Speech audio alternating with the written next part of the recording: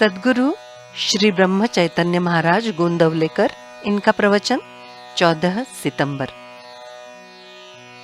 सत्पुरुष के लक्षण। जो बहुतों को मन से प्यारा लगता है वो मनुष्य अच्छा। ऐसा मनुष्य अजरामर होता है। वो निस्वार्थता से रहकर मन पर संयम रखता है। स्वयं के स्वार्थ के लिए दूसरों को डुबोने की दुष्टता उसके द्वारा होना संभव नहीं। ऐसा सत्पुरुष बूढ़ों को बूढ़ा, पुरुषों को पुरुष, स्त्रियों को स्त्री और बच्चों को बच्चे जैसा दिखाई देता है।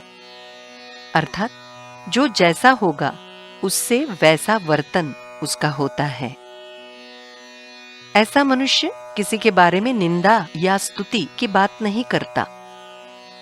सम्मान के योग्य होकर भी वो उसकी अपेक्षा नहीं रखता। स्वयं के विकारों पर उसका पूर्ण नियंत्रण होता है और दूसरों के दुख में वो उन्हें सुख देने का प्रयास करता रहता है। वो सहज अवस्था में रहता है और उपाधि के कारण बंधता नहीं। ऐसे योगी मनुष्य को सच में मुक्त समझें। ऐसे लोगों को ही संत कहते हैं। और वो जो कर्म करते हैं वो सब भगवान की प्रेरणा से और भगवान के लिए होने से उन कर्मों द्वारा जग का कल्याण होता है। संतों के प्रत्येक कर्म में तुम्हें प्रेम, दया, परोपकार, निस्वार्थता और भगवत निष्ठा यही सारी बातें दिखाई देंगी।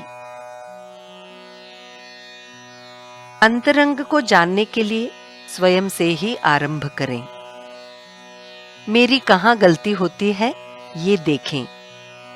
दुख भोगने की नौबत मुझ पर आई, यानी मार्ग चूक रहा है ये कहा जाए।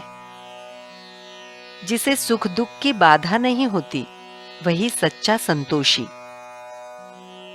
मैं रोज नाम स्मरण करता हूं, 4 साल से मेरा भजन करना चूका नहीं, ऐसा हम कहते हैं।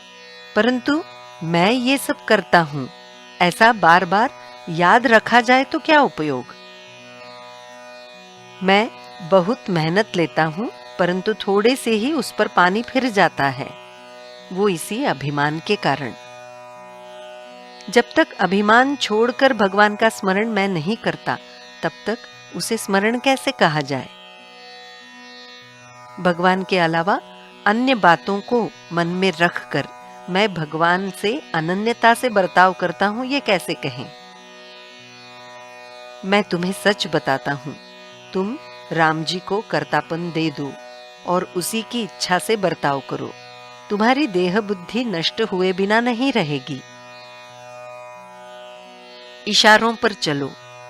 संतों ने बताए मार्ग पर जाओ, फिर मार्ग मिलता है। सच्ची अकुलाहट लगने पर मार्ग मिलता है और सच्ची आस्था होने पर प्रेम निर्माण होता है। भगवान मेरी आपत्ति दूर करे ये कहना पागलपन है। संकट आपत्ति आए इसलिए भगवान को भूल जाना ये कदापि योग्य नहीं। देह बुद्धि का नाश नाम के स्मरण में है खास। नाम के प्रति प्रेम उत्पन्न होता नहीं, इसका विचार करते बैठेंगे तो नाम का ही विस्मरण हो जाएगा। ये कहां ध्यान में आता है। व्यर्थ ही विचार करते ना बैठें।